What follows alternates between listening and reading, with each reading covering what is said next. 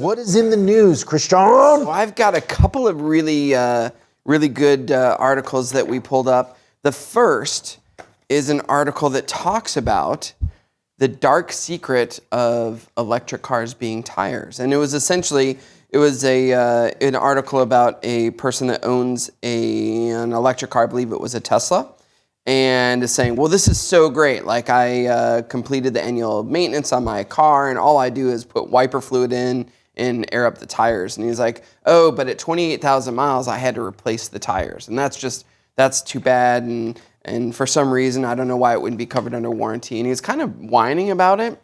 And if we think back, which is always good journalistic,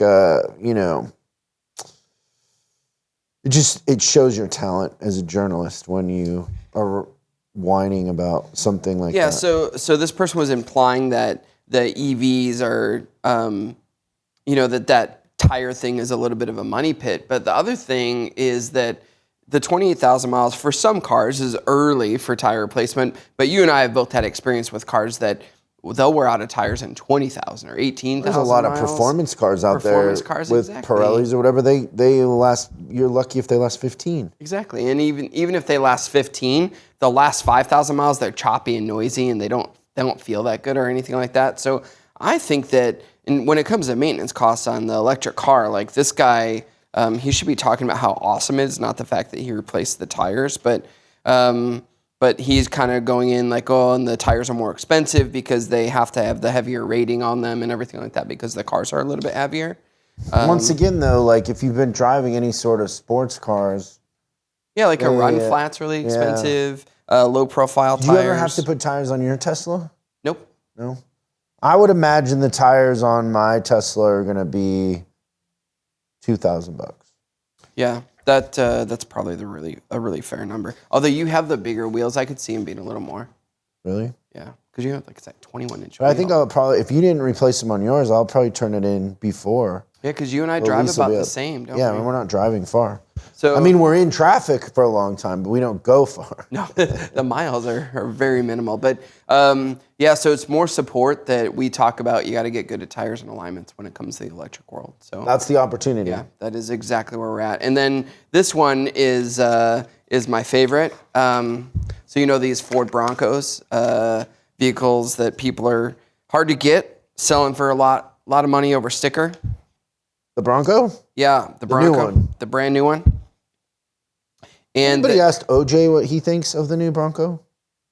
They released the Bronco on his birthday, so he's obviously. Did he say something? I don't know. He's probably heavily involved in Bronco production. When you say Bronco, I just think OJ. So do I, and the lowest speed chase in the history of man. But it would be even lower nowadays if somebody tries to go on a police chase with a new Bronco because the engines are failing. Wow. Could you imagine that? Could you imagine waiting 6 months for your Bronco? Is it a new engine?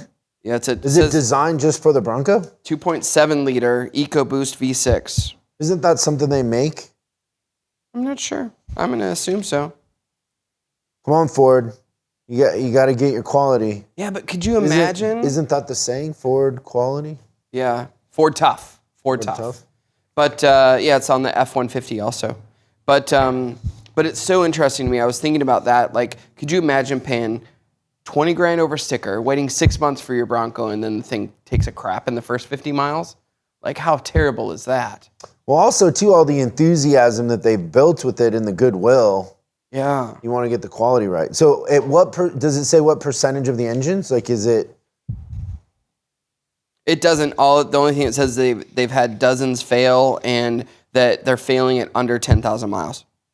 Have you heard from our clients that they're backed up on engines? I haven't heard that either.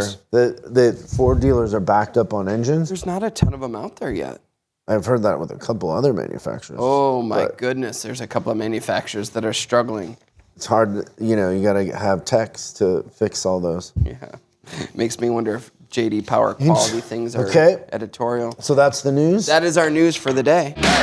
Thanks so much for watching this clip of Service Driving Revolution.